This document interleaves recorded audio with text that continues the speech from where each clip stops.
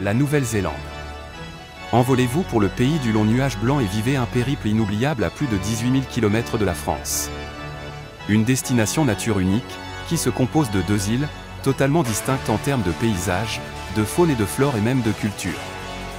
Vous ne découvrirez nulle part ailleurs un mélange de paysages naturels aussi époustouflants et aussi près les uns des autres.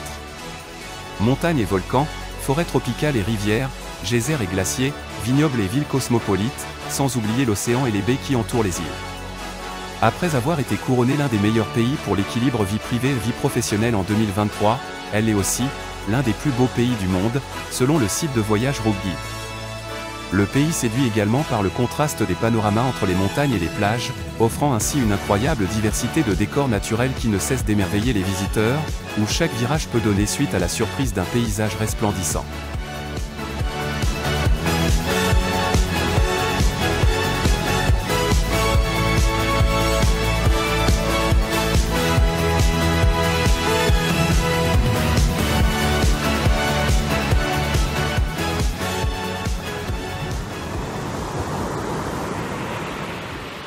Bonjour à tous, très heureux de vous retrouver depuis notre périple à San Francisco, diffusé lors d'un épisode précédent sur cette même chaîne de YouTube.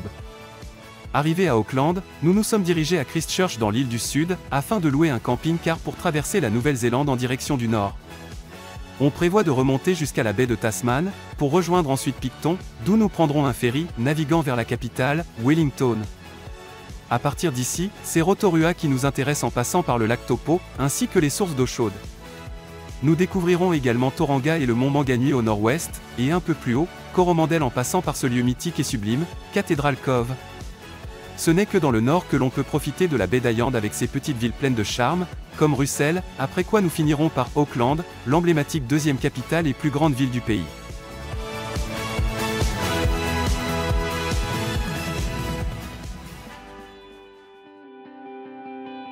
Christchurch, en maori, Ōtautahi, est la troisième plus grande ville de la Nouvelle-Zélande, après Auckland et Wellington, avec 390 000 habitants en juin 2016. C'est la première ville de l'île du Sud. Elle est la porte d'entrée de cette île et se situe au milieu de la côte Est, entre la péninsule de Banks et les plaines de Canterbury. Fondée en 1850 et marquée par des influences anglaises et françaises, elle a été reconnue comme la ville des jardins. Dévastée lors des séismes de 2010 et 2011, c'est aujourd'hui en reconstruction et en constante évolution. Elle cherche un nouvel élan en se tournant vers une architecture moderne et alternative. Les punts, embarcations à fond plat, naviguent sur la rivière Avon, qui serpente à travers le centre-ville. Sur ses rives, se trouvent des pistes cyclables, le parc Hagley et des jardins botaniques.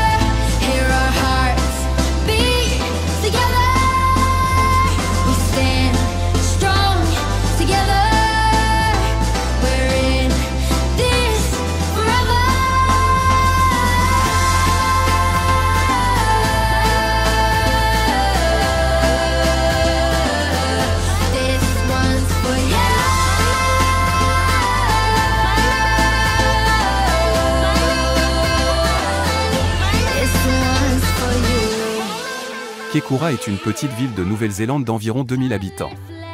Elle est située sur l'île du Sud, à environ 180 km au nord de Christchurch, juste au nord des points et la péninsule du même nom et qui est un lieu où on peut voir des dauphins, des baleines ou des phoques. La balade plus populaire de la région se trouve sur la péninsule au sud de la ville vous emmène dans le paradis de l'Ōtautahi. C'est le rendez-vous à ne pas louper si vous souhaitez les voir de près. Une colonie d'Ōtautahi s'y prélasse chaque jour et y sont facilement approchables.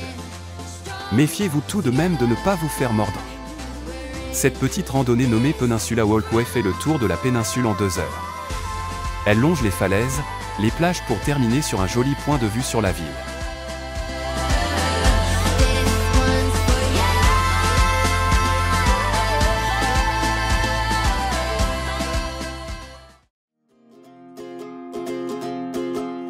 haven't gotten anywhere,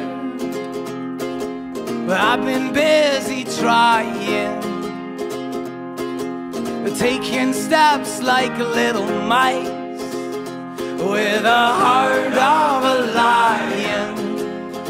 À présent, on se dirige vers Nelson, qui est la plus vieille ville de l'île du Sud et la deuxième plus vieille ville de Nouvelle-Zélande. Située au centre géographique de la Nouvelle-Zélande et au nord de l'île du Sud, dans le parc national d'Abel Tasman, qui est le plus petit parc de Nouvelle-Zélande, offre des paysages de plages dorées, de fjords idylliques, une végétation luxuriante et des falaises de granit sculptées. La région de Nelson est célèbre pour son soleil toute l'année, ses parcs nationaux, ses produits locaux et sa grande communauté créative d'artistes en activité. Même si la région bénéficie du meilleur climat de Nouvelle-Zélande, avec environ 2500 heures d'ensoleillement chaque année, la température moyenne est de 25 degrés en été et de 15 degrés en hiver. Le parc national d'Abel Tasman. Les paysages époustouflants des magnifiques plages au sable de couleur orangée, des lagunes baignées par les eaux turquoises et des formations rocheuses laissent des images impérissables à ses visiteurs. Abel Tasman invite à la baignade et à la marche à travers la forêt parfumée et autour des promontoires, offrant des vues spectaculaires sur le littoral. Aucune route ne dessert les lagunes isolées et les montagnes. Pour découvrir Abel Tasman, l'idéal est de combiner une journée de marche et une journée de kayak ou prendre les taxis bateaux.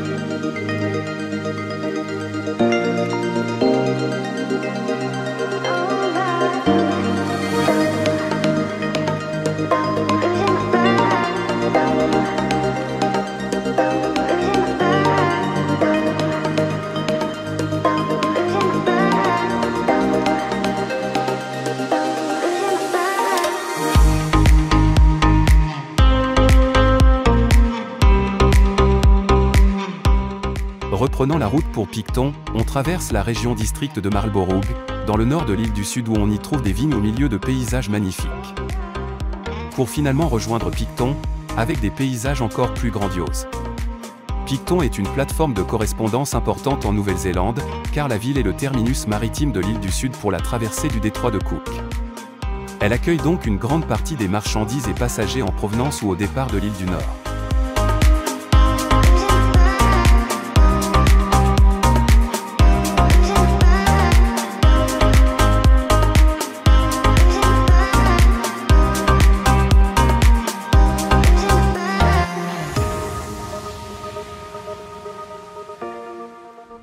We have a little mixed tide pushing it most of the way, but on the last bit we have the tide with us, so that's going to speed up us a little bit.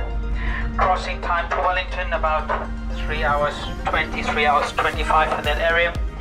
And the weather conditions are quite nice in the Cook Strait, 30 knots from the north, hardly any wave, just about a meter to a meter and a half long. Le détroit de Cook sépare les deux îles de la Nouvelle-Zélande. Le passage du sud au nord constituera un moment charnière de votre périple. Considérée comme l'une des traversées maritimes les plus spectaculaires au monde, elle permet d'allier l'utile à l'agréable et de découvrir de merveilleux paysages. Interislandair et Bluebridge sont les deux compagnies maritimes opérant sur les eaux du détroit. Chacune d'entre elles transporte passagers et véhicules. Entre 3h et 3h30 seront nécessaires pour traverser les 90 km qui séparent les deux îles. Attention à bien anticiper cette traversée, car durant la haute saison, les ferries sont pris d'assaut, il n'est donc pas garanti de trouver une place si vous n'achetez pas votre billet à l'avance. Wellington, capitale de la Nouvelle-Zélande. Avec 216 200 habitants estimés en 2023, elle est la troisième ville la plus peuplée du pays après Auckland et Christchurch. Elle est située à l'extrémité sud de l'île du Nord sur les rives du détroit de Cook. L'aire urbaine de Wellington s'étend au-delà des frontières de son administration territoriale qui inclut toute l'aire urbaine, ainsi que les villes, les régions rurales, la côte Kapiti, la chaîne des monts Remutaka et la Wairarapa. Il s'agit d'une ville très dense qui comprend une promenade au bord de l'eau, des plages de sable, un port en exploitation et des maisons en bois colorées sur les collines environnantes. Le célèbre tramway de Wellington part de Langton Quai pour rejoindre les jardins botaniques. Les vents violents dans le détroit de Cook lui donnent le surnom de Windy Wellington, ou Wellington la venteuse. Elle possède un climat océanique, avec des étés vraiment doux et des hivers frais. Les temps montent jusqu'à 21 degrés en février et 11,7 degrés en juillet, tandis que les temps minimales descendent jusqu'à 13,9 degrés en février et 6,7 degrés en juillet. La ville n'expérience pas vraiment souvent des temps au-dessus de 26 degrés ou en dessous de 4 degrés. Les précipitations annuelles sont assez abondantes, environ 1320 mm et elles sont bien réparties tout au long de l'année, mais l'hiver est la saison la plus pluvieuse. Il y a en moyenne 128 jours pluvieux et 2100 heures d'ensoleillement par année. Cependant, ces valeurs sont très variables en raison de la topographie accidentée des monts Tararua et des monts Romutaka.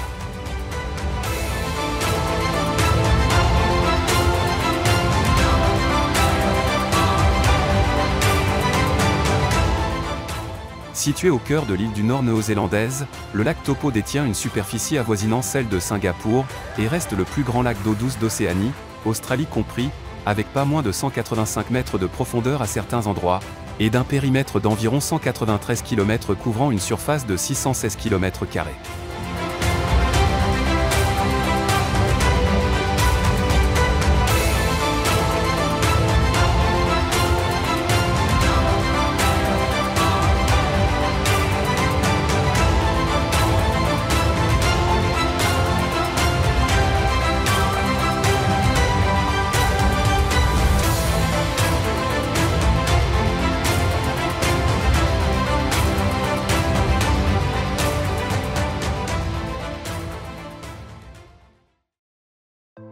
Nichée entre Rotorua et Taupo, la vallée de Waikite se trouve au cœur rural de l'île du Nord.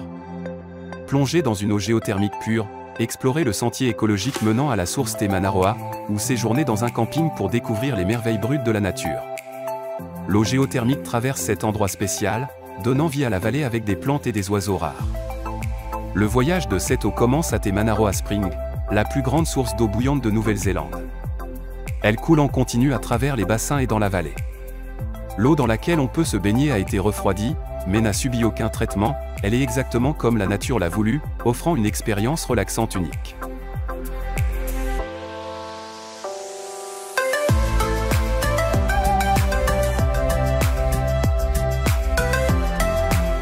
Au cœur du Waikato, une ferme entourée de collines et de pâturages verdoyants, a été utilisée pour créer le village mythique du Seigneur des Anneaux, le village des Hobbits, qui se trouve à 2 heures au sud d'Auckland avec un décor à ciel ouvert, a été préservé et enrichi avec le tournage du film. On y retrouve les célèbres « maisons terriers », creusées à flanc de collines, avec leurs portes rondes, propres à l'architecture Hobbit. On peut y voir également le fameux moulin, la taverne du Dragon Vert, le pont à 2 arcs, l'arbre de fête et autres structures créées pour constituer les décors. Ce site pittoresque, situé près de Matamata, permet aux visiteurs de plonger dans l'univers fantastique de la comté. La visite guidée qui nous emmène à travers ces collines nous révèle des anecdotes fascinantes sur la création de ces films emblématiques. Rappelons que la comté est à l'origine une parodie de l'Angleterre rurale du Moyen-Âge. Aucun détail n'a été oublié afin que les visiteurs confondent réalité et fiction. Hobbiton est un incontournable, lors d'un voyage en Nouvelle-Zélande. Que vous soyez fan ou non du Seigneur des Anneaux, une visite de ce lieu de tournage s'impose.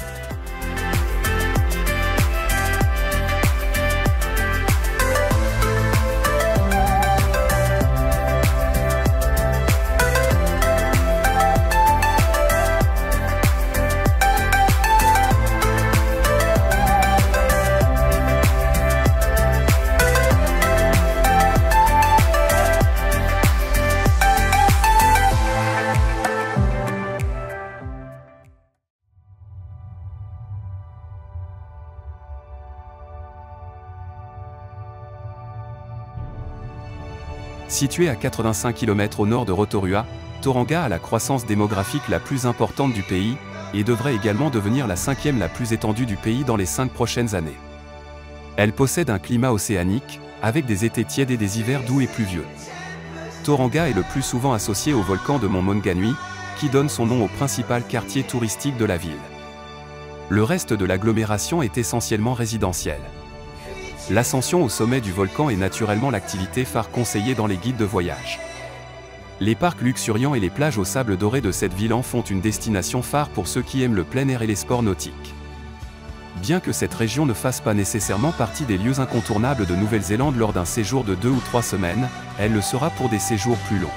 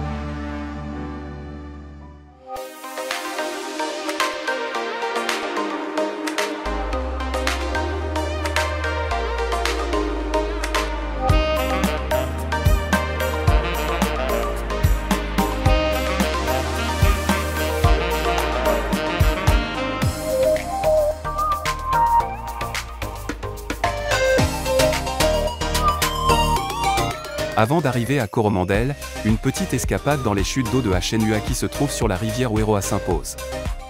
Les terres environnantes ont été achetées par Auckland pour l'approvisionnement en eau entre 1940 et 1960. La rivière Oeroa tombe sur un bouchon de lave basaltique qui s'est infiltré dans une ligne de faille. Des anneaux de tufs volcaniques et des bombes de lave sont visibles sur le mur est de la cascade. Lancez-vous sur cet itinéraire en boucle de 1 km près de Papakura. Généralement considéré comme un parcours modéré, il faut en moyenne 20 minutes pour le parcourir. C'est un endroit très prisé pour la randonnée, la course à pied et la balade, vous croiserez donc probablement du monde pendant votre excursion. Vous pouvez y accéder toute l'année et l'expérience en vaut la peine en toute saison. Il s'agit d'une jolie promenade en boucle à travers la forêt jusqu'au belvédère qui offre une vue magnifique sur une cascade d'environ 30 mètres de haut. Un parking avec des toilettes publiques est situé au début du sentier, ainsi que des brosses automatiques pour décontaminer vos chaussures sont installées à l'entrée du site afin de ne pas perturber la faune par une arrivée quelconque de parasites. Il est aussi déconseillé de se baigner dans les chutes et de traverser la rivière.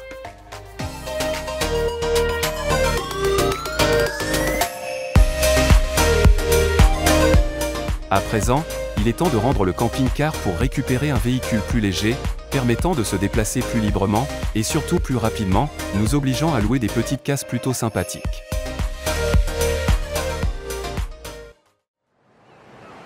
Situé à 180 km d'Auckland, Cathedral Cove, véritable icône pittoresque d'Aotearoa, est une visite incontournable dans le Coromandel. Découvrez par vous-même la magie de cet endroit. Également élu 46e dans le classement des 50 plus belles plages du monde en 2024, c'est la première réserve de la péninsule. Elle fut établie en 1992 pour préserver les habitats marins dans la région de Motukorua. Elle est nommée pour l'arche naturelle qui y est située, Lianmares Lake Cove à Cathedral Cove. C'est une superbe promenade aller-retour d'1h30 le long du littoral jusqu'à Cathedral Cove. En sortant de l'arche parfaite qui encadre la plage, vous serez accueilli par de superbes falaises marines et des eaux émeraudes cristallines. Parmi les autres caractéristiques notables, citons Teo, un pinacle de roche-ponce brèche en forme de proue de navire, et la réserve marine Te Wanganui-Oe, un sanctuaire pour une vie marine diversifiée qui prospère sur ses plaines sablonneuses et ses récifs rocheux. C'est également un endroit parfait pour la plongée avec tuba et la plongée sous-marine. Souvent listé dans le top 10 des plus belles plages du pays, c'est définitivement une balade magnifique avec des forêts, des falaises, des plages et cette arche géante. La promenade en vaut vraiment la peine.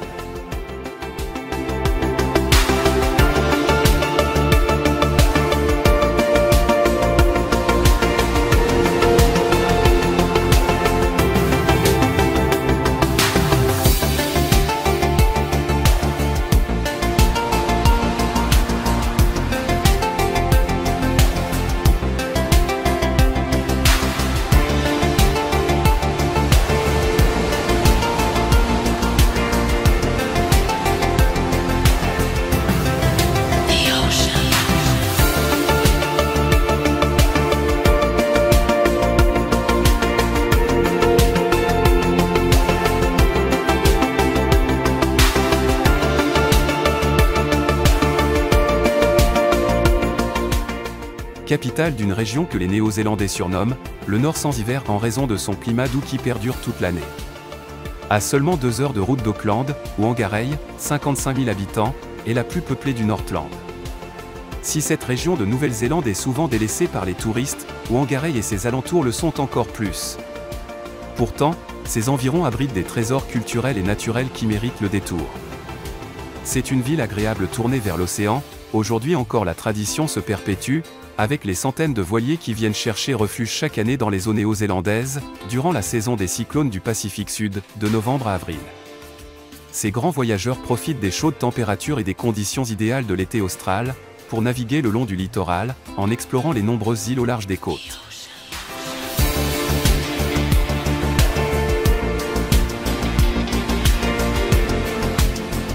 La baie des îles est située dans le nord de l'île du Nord de la Nouvelle-Zélande. Située à 60 km au nord-ouest de Whangarei, elle est presque à la pointe nord du pays. C'est l'une des destinations touristiques les plus populaires. La baie possède plusieurs villes et villages historiques, dont Russell, tout simplement l'une des villes les plus importantes du pays. Aujourd'hui, c'est une petite ville côtière très calme en hiver et profitant principalement du tourisme estival. La ville ne comporte que quelques rues mais vous y trouverez quelques restaurants, bars, hôtels et commerces. Elle profite d'une très belle plage donnant sur la baie de Kororareka. Sa situation en fait un lieu propice à la pratique du kayak, mais devant un tel décor, un tour en hélicoptère n'est pas mal aussi. Bonjour, ça serait pour faire un tour d'hélicoptère s'il vous plaît. C'est fini, c'est fini, c'est à 5 heures là. Oh Et shit. c'est là-bas. Bon bah j'y vais quand même. Mais il faut vraiment y Moi aller. c'est un tour d'hélicoptère by night. Parce que ça vaut vraiment le coup, hein. Faut aller là-bas. Ça dure 20 minutes. Mais franchement, c'est 20 minutes qu'on se souvient dans sa vie. Hein. Mais c'est toujours trop court, 20 minutes.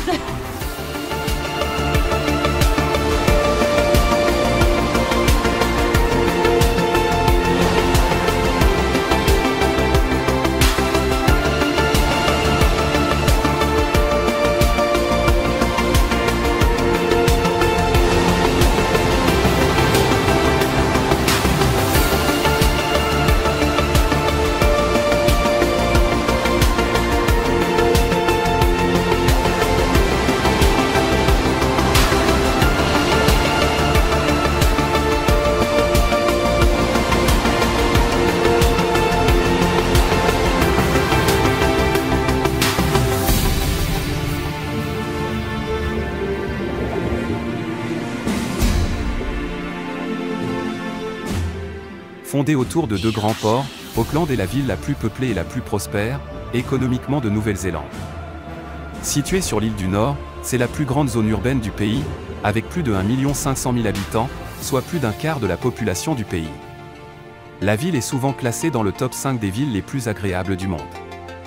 Dans le centre-ville, sur la rue Queen, l'emblématique Sky Tower offre un point de vue imprenable sur le port de Viaduct et ses immenses yachts ainsi que ses rangées de bars et de cafés.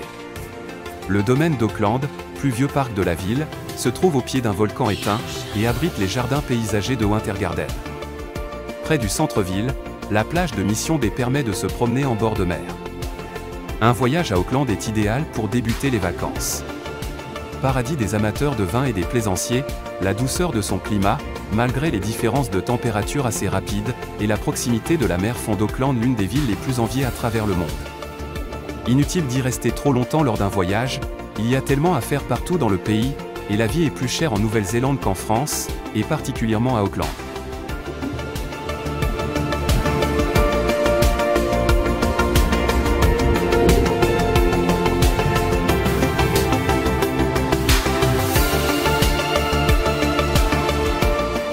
Voilà chers amis, ce voyage en Nouvelle-Zélande touche à sa fin, et il est vrai qu'en 3 semaines, on n'aura pas pu faire le tour de tout ce qu'on pourrait y voir. On aurait pu y rester 15 jours ou 3 semaines en plus, il y a tellement de choses à faire et à voir, qu'on n'aurait pas vu le temps passer. J'espère que ces images vous auront fait voyager autant qu'on a pu en profiter. À présent, nous quittons le pays pour de nouvelles aventures de notre tour du globe, en direction des îles Cook, mais il va falloir attendre quelques semaines pour voir la suite de ce voyage, et n'oubliez pas de liker la vidéo, surtout si elle vous a plu. Au revoir, et à très bientôt j'espère.